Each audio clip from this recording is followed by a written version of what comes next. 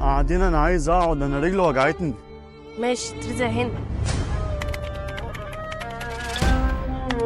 انتوا بتعمليني كده ليه؟ اللي هو ازاي يعني؟ نتعامل بالحسن. هو انت مش شايف من ساعه ما نزلنا انت كل شويه عايز اقعد عايز اقعد؟ ما هو غصب عني. يعني ايه غصب عنك؟ انا اعمل ايه يعني؟ وانا المفروض استحملك لحد قد ايه بالمنظر ده؟ بعد اذنك بس هو مين حضرتك؟ انا واحد عادي يا باشا. امرني. تكلميه كده ليه؟ هو خطيبك ولا جوزي في حاجه؟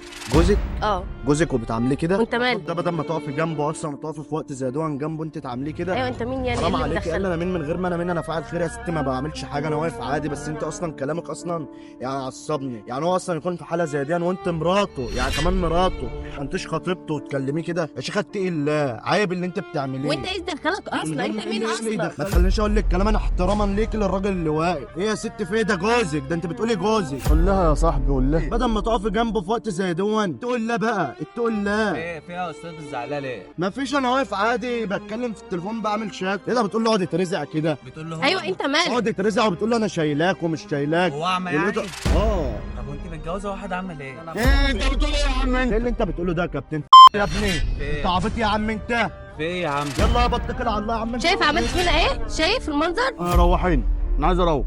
دلوقتي عايز تروح؟ انا عايز اروح. راعي ضميرك مع جوزك، المفروض اصلا تكوني واقفه جنبه في وقت زي دون. عيب عيب، اتقي الله. حقك عليا يا استاذ، ما تزعلش. تسلم يا صاحبي. يعني المفروض انت تكوني واقفه اصلا جنبه في حاجه زي دي. انا عملت الحادثه وانا بشدها من قدام العربيه. معلش يا استاذ، حقك عليا. طب اقعد ارتاح شويه، اقعد بس ارتاح شويه. معلش، جوزك ما ينفعش تعمليه كده قدام الناس. ده جوزك، يعني المفروض تكوني واقفه شايلاه في حاجه زي دي. ده ربنا يكافئك على حاجه زي دي لما انت تقفي جنبه وتكوني في وقت محنته جنبه. انما انت تعمليه كده، انت كده ربنا يعني هيحبك. فانا مش عايزك تزعل بس، وحقك عليا. مش عارف الدنيا جايه عليا ليه. لا طول بالك، ما تزعلش. طب طول بالك بس، استهدى بالله.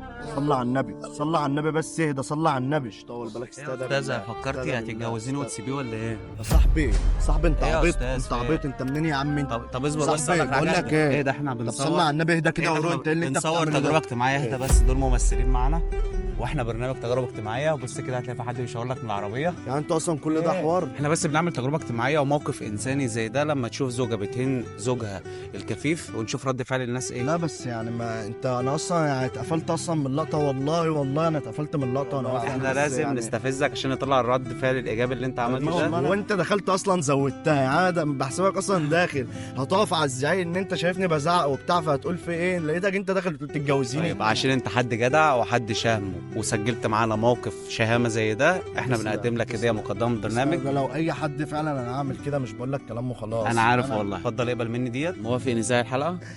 تمام. موبايل الكاميرا.